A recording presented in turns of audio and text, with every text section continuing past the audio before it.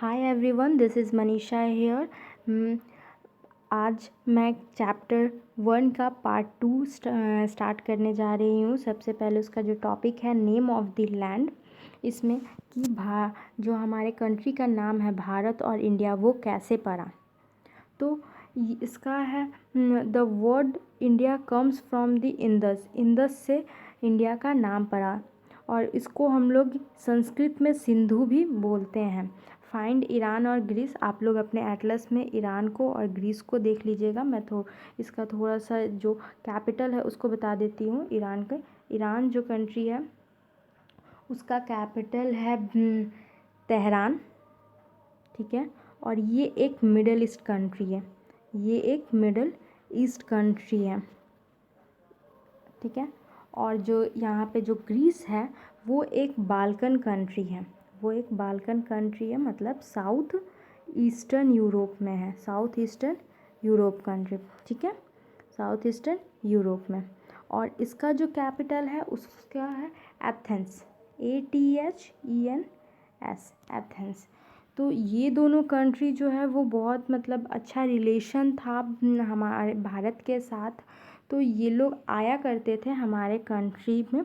तो वही चीज़ यहाँ पे लिखा गया है, Iranian and the Greeks who come through the north west से वो आया करते थे करीबन 2500 साल पहले। और वो लोग फैमिलियर थे इंदुस रिवर से, जिसको वो लोग इंदोस बोलते हैं। और वो लोग बोले थे कि land to the east of the river, जो ये रिवर के ईस्ट पे जो लैंड है उसको इंडिया बोलते हैं।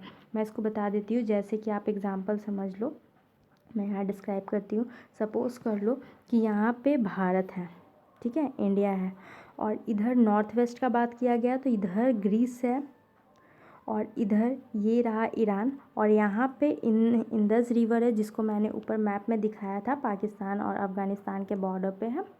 तो वो लोग इधर से आया करते थे, ठीक है। वे लोग इधर से आके तो वे लोग बोले थे इस रिवर के ईस्ट में जो है उसको हम लोग इंडिया बोलते हैं, ठीक है। तो यहाँ से इंडिया का नाम स्टार्ट हुआ था। और जो भारत नाम है वो हमारे ऋग्वेद में मेंशन किया गया है, करीबन 3500 साल पहले ऋग्वेद में मेंशन किया गया संस्कृत में। और ये जो इंडिया और दैट इज़ भारत है, ये हमारे संविधान मतलब कॉन्स्टिट्यूशन में भी आर्टिकल 1 में रखा गया है। तो ये था नेम ऑफ द लैंड के बारे में। अब बात करते हैं finding out about the past के बारे में, कि ये कैसे पता चला हमें। तो ये पता चलता है हमें मैन्युस्क्रिप्ट के द्वारा। मैन्युस्क्रिप्ट जो कि हाथ से लिखा जाता था, और लैटिन वर्ड मेनू का मतलब होता है हैंड, मेनू का मतलब हैंड होता है। तो ये पाल्म लीफ पे लिखा जाया करता था। मैं इसका इमेज दिखा देती हूँ, इमेज ऐसा है, ठीक है। फिर यहाँ पे इसको प्रिपेयर कैसे करते थे, इसको प्रिपेयर करते थे बार्क ऑफ अ ट्री, इसका मतलब पेड़ की छाल से, जिसको बिर्च कहा करते हैं। और ये ज़्यादातर हिमालय रीजन में ग्रो किया करता है। और दूसरी चीज़ कि इसकी एक डिसएडवांटेज भी है, मैन्युस्क्रिप्ट अगर ये एक लीफ पे लिखा जा रहा तो जाहिर सी बात है इसे इंसेक्ट ख़राब कर देते थे, ठीक है। और फिर इसमें ये प्रिजर्व भी करके रखा गया है टेम्पल्स पे और मोनेस्ट्रीज़ में। मतलब टेम्पल्स का मतलब होता है मंदिर, और मोनेस्ट्रीज़ का मतलब कि आप आश्रम समझ लो, जहाँ सन्यासी सब रहते हैं, आश्रम। उसमें बताया गया है किंग्स के बारे में, मेडिसिन साइंस के बारे में, इन सब चीज़ के बारे में बताया गया है। फिर इसमें 3 लैंग्वेज को ये जो लिखा गया है मैन्युस्क्रिप्ट, इसमें 3 लैंग्वेजेस का यूज़ किया गया है, संस्कृत, प्राकृत और तमिल। प्राकृत जो उस समय के ऑर्डिनरी पीपल जो थे वे यूज़ किया करते थे, ठीक है। इतना बात रहा ये सब मैन्युस्क्रिप्ट का। अब आता है इंस्क्रिप्शन का बात। तो इंस्क्रिप्शन ज़्यादातर हार्ड सरफेस पे लिखा जाता था, जैसे कि आप स्टोन समझ लो, मेटल समझ लो, इन सब पे ये लिखा जाता था। और इसमें क्या था, इसमें जो किंग्स थे वे पीपल लोग को कुछ मैसेज दिया करते थे, ठीक है, किंग्स जो थे वो कुछ पीपल्स लोग को मैसेज दिया करते थे, फिर रिकॉर्ड करवाते थे किंग और क्वीन लाइफ अपनी जितनी भी बैटल में उन लोगों को जितनी भी विक्ट्री हुई है, जितनी भी जीत हासिल हुई है, उन सब के बारे में वो लिखा करते थे। और फिर यहाँ पे एक क्वेश्चन पूछा गया है, can you think of the advantage of rating on a hard surface. तो हाँ, एक एडवांटेज है ये कि आप समझ सकते हो, अगर मैन्युस्क्रिप्ट पे लिख रहे तो हम लोग एक लीफ पे लिख रहे हैं तो उसको इंसेक्ट्स जो होते हैं वो डिस्ट्रॉय कर सकते हैं, बट अगर हम लोग एक पत्थर पर लिख रहे हैं, हार्ड सरफेस पर लिख रहे हैं, तो उसे इंसेक्ट डिस्ट्रॉय नहीं कर सकते हैं। एक डिफ़िकल्टीज़ बताइए। डिफ़िकल्टीज़ ये है कि इसको खोद खोद के लिखना पड़ता था तो थोड़ा ज़्यादा मेहनत लगा करता था। यहीं पे एक चीज़ और बताया गया है कि एक इंस्क्रिप्शन मिला है कंधार में, जो कि प्रेजेंट डे अभी ये अफ़गानिस्तान में है, ठीक है। और अफ़गानिस्तान का कैपिटल मैं बता चुकी हूँ, काबुल है। और ये एक मिडिल ईस्ट कंट्री है, सॉरी साउथ एशिया कंट्री है।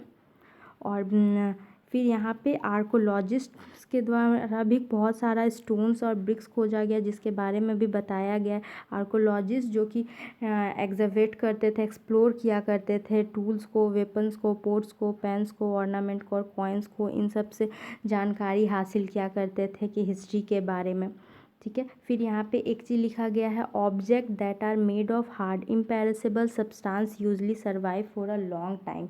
इसका मतलब इम्पेरिसेबल सब्सटेंस का मतलब क्या होता है, तो इम्पेरिसेबल सब्सटेंस का मतलब होता है समय के साथ ख़राब नहीं होता है। ये सब्सटेंस, जो भी सब्सटेंस है वो समय के साथ ख़राब नहीं होता है, उसे हम लोग इम्पेरिसेबल सब्सटेंस कहते हैं। और ये जो हार्ड सरफेस पे लिखा रहता है तो ये ज़्यादातर ख़राब नहीं हुआ करता है, ठीक है।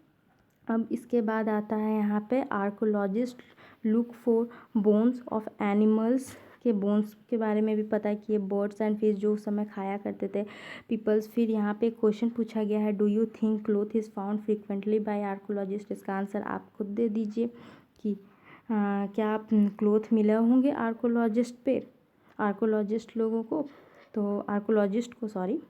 फिर यहाँ पे बताया गया है पास्ट हिस्टोरियंस और आर्कोलॉजिस्ट को एक तरह का डिटेक्टिव माना गया है। वन पास्ट और मैनी पास्ट, यहाँ पे क्वेश्चन है कि पास्ट एक होते हैं या बहुत सारे, तो हम लोगों का जो बुक का नाम है वो भी है आवर पास्ट, मतलब पास्ट को का प्लूरल फॉर्म है पास्ट्स।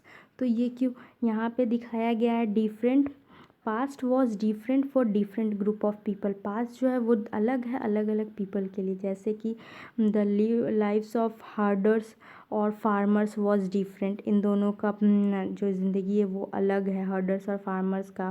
फिर किंग्स और क्वींस और मर्चेंट की ज़िंदगी अलग है। फिर क्राफ्ट पर्सन, इन सब जैसे इन सब की ज़िंदगी अलग अलग है, तो हम इन लोगों की पास्ट भी जो होगी वो अलग अलग होगा।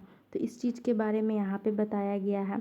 फिर यहाँ पे बताया गया है कि आज भी बहुत सारे पीपल जो है वो अंडमान आइलैंड में रहते हैं। अंडमान आइलैंड हम लोगों भारत का एक आइलैंड है, अंडमान एंड निकोबार बोलते हैं उसे।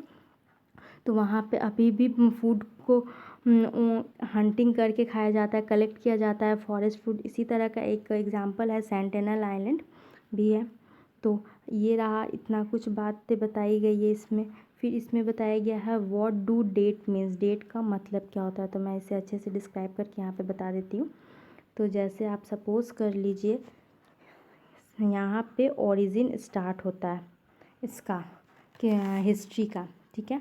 और यहाँ पे इंडस वैली सिविलाइजेशन आएगा, फिर वैदिक एज आएगा, ये सभी कुछ पढ़ना है। फिर यहाँ पे महाजनपद आएगा जहाँ, और यहीं पे बुद्धिज़्म आएगा, जैनिज़्म आएगा, ठीक है। फिर यहाँ पे मौर्यन एज आएगा, फिर यहाँ डिसइंटीग्रेशन हो जाता है टाइमलाइन का, फिर यहाँ पोस्ट मौर्यन आ जाते हैं, फिर कुछ चलेंगे। फिर यहाँ पे ज़ीरो, इस ज़ीरो को जो डिस्क्राइब किया गया है, ये ज़ीरो जीसस क्राइस्ट का बर्थ है। और अभी हम लोग स्टे कर रहे हैं 2020 में, मतलब जीसस क्राइस्ट का बर्थ होने का 2000 साल गुजर चुका है। और इससे ये समय जो है इसे हम लोग कहते हैं एनो डोमिनी, ठीक है।